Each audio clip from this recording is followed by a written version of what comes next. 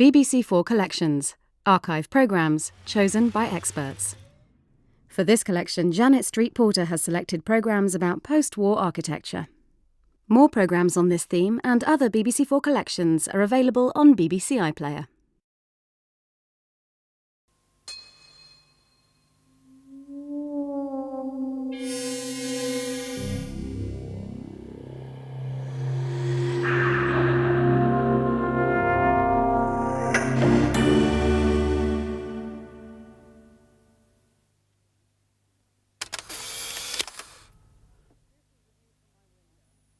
This is the view from my window. Classic picture postcard stuff. Capital city. It makes me angry to see what they've done with it.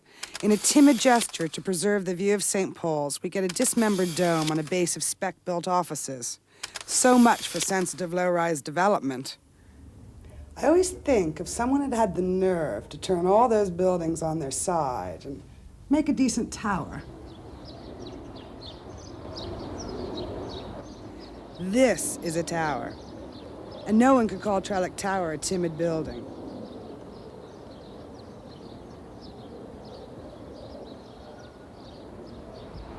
Trellick Tower is bold because it confronts issues about living in the modern city. It's a building with strong ideas and determined to hold its own. You can tell that it won't be compromised.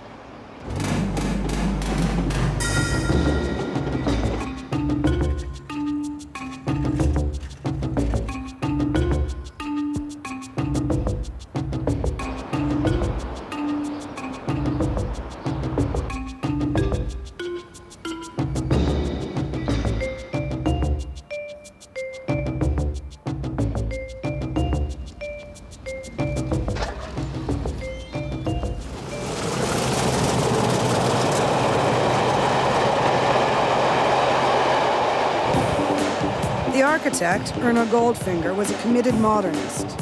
He understood the city. He understood that the infrastructure of roads and rail are as much a part of the city as its people. He understood its density. And he built an urban building.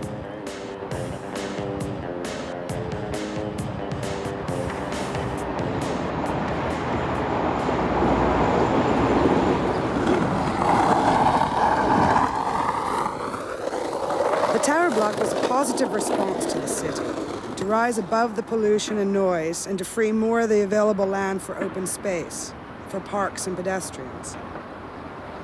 This is the point that you always seem to get interrupted by, yeah, but what about people with kids?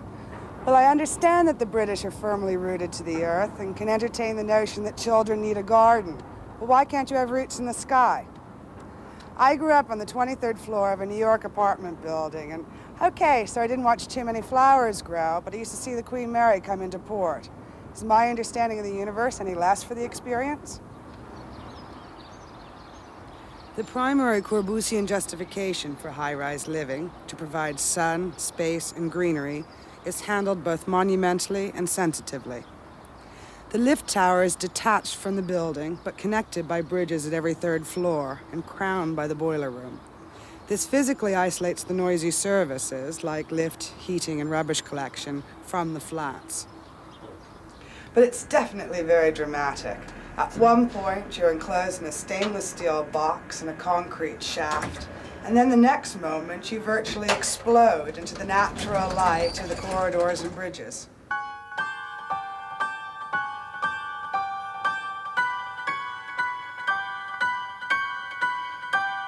Flats are more like houses in the air. You come off the high-rise street into a spacious hall with stairs. No sight of a corridor, which you might have expected. You immediately notice the light flooding in from both sides of the flat. It really is remarkably bright. This is partly because we're so high up, and also because of Goldfinger's inspired plan.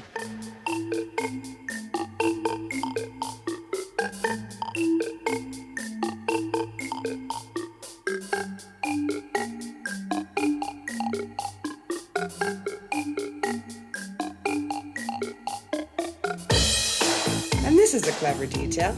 Light switches incorporated into the steel door frame, mark of a man who obviously loved design. And again, that view. We're on the 21st floor now, and the scale becomes more intimate. feel closer to people in the streets. But unlike a ground-level house, there's no need for curtains. They can't see you. Well, no Queen Mary, but we do have the Royal Horse Artillery. Look at this almost rustic feature. You can open the top of the stable doors in the kitchen, watch the children playing on the balcony at the same time you're cooking dinner. I'm sure some parents are gasping in horror at the thought of it.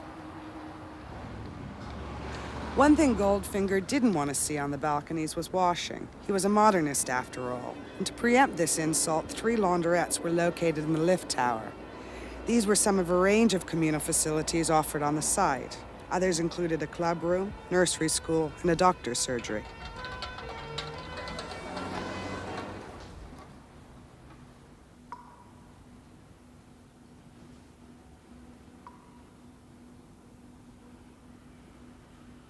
This used to be a laundrette. Laundrettes, for instance, make good community centers, places to chat while you wait for a dryer. I remember coming here years ago to a going-away party given by some friends who lived in the flats. There were oysters and champagne lying on crushed ice in the dryers. Never would have happened at Doc Cotton's. The place has been closed for some years now. They had problems with vandals. Trellick Tower has not been immune from problems. You can choose your villain, the architect, the people who live here, the management. But I think it's a problem of interpretation. The tower block has become the metaphor for the ills of modern society and the hazards of urban living. It's too easy to put in some ominous clouds to paint shadows on every landing.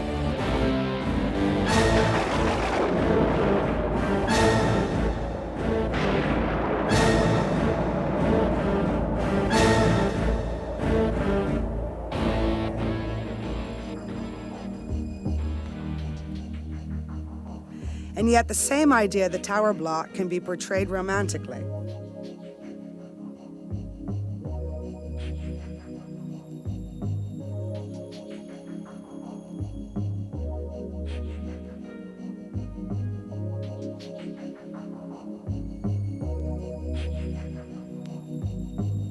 But I think that the real threat has been an inability to accept urbanism.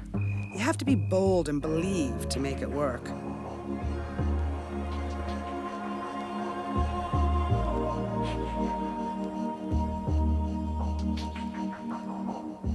From here, on one of the pulpit balconies, I can appropriate a bit of the city. And yet, as an individual, I know I'm part of something much larger. I can celebrate the massive humanity, even in concrete.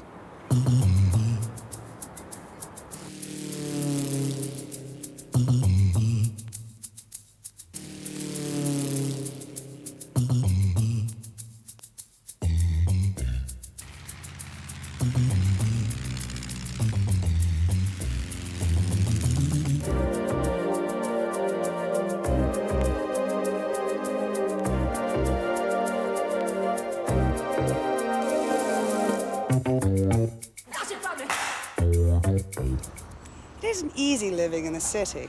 It's a difficult leap from an individual, one, to be 1 in 10 million. It's all about finding one's place. I think Trellick Tower is a great building because it has a clear idea of its place in the city, its roots, and a vision of how we might live there. Then it's up to us as individuals. It's not an easy building, but then who says architecture should be easy?